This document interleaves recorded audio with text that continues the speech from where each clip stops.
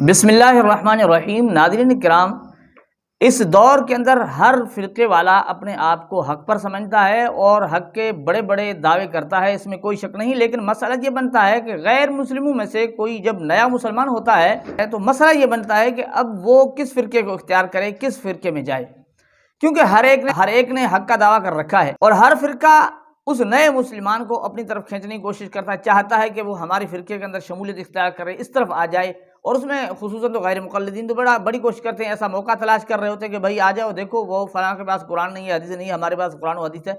बहरहाल तो ऐसा कोई मसला मुफ्ती तारिक मसूद के सामने आया, कोई आगा खानी मुसलमान हुआ, उसने ये बात कर दी कि भाई हमें फ़िरक़े जो है ना, मुसलमानों के फ़िरक़े अपनी तरफ खींच रहे हैं, हम जाएँ तो कहाँ जाएँ, किसको इख्तियार करें, किसे हक़ पर समझें, किसे बातिल समझें, हमारे लिए बड़ा मसला है। तो मुफ्ती तारिक मसूद ने एक अजीब जवाब दिया, सुनने के काबिल बड़ा अजीब जवाब दिया।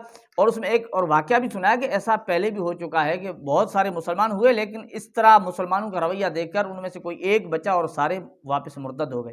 तो मुफ्ती तारिक मसूद ने जवाब दिया, तो इसलिए मैं आपसे गुजारिश करूंगा कि आप तबलीग में वक्त लगाएं और किसी फ़िरक़े की सुनने की कोशिश ना करें। तबलीगी जमात फ़िरक़ावारी से पाक हो के खालिस इस्लाम को फोकस कर रही है।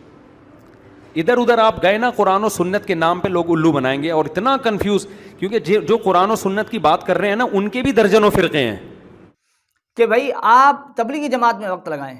अब तबलीगी जमात में वक्त लगाने की जो बात की मुफ्ती तारिक मसूद, अजीब क्यों है? अजीब इसलिए कि देखें, मुफ्ती तारिक मसूद ने किसी इल्मी तबके का नाम नहीं लिया। तबलीगी जमात में आम बंदे भी होते हैं, अनपढ़ भी लोग होते हैं, तबलीगी जमात चल रहे होते हैं। तो मुफ्ती तारिक मसूद उस नए मुसलमान को ये मशवरा दिया आप तबलीगी जमात में जाएँ, और वो दुरुस्त दिया। वो दुरुस्त क्यों दिया, दुरुस्त कैसे दिया?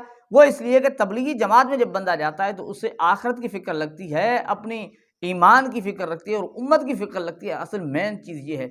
अब ये चीज़ और फ़िरक़ों में नहीं मिलती।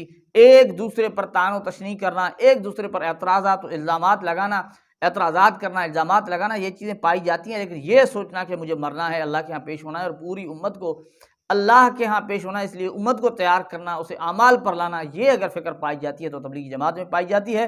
तो मुफ्ती तारिक मसूद ने एक ज़बरदस्त जवाब दिया जो अजीब भी है और बिल्कुल दुरुस्त भी है। अल्लाह ताला हमें समझने की तौफ़ीक़ अता फरमाए।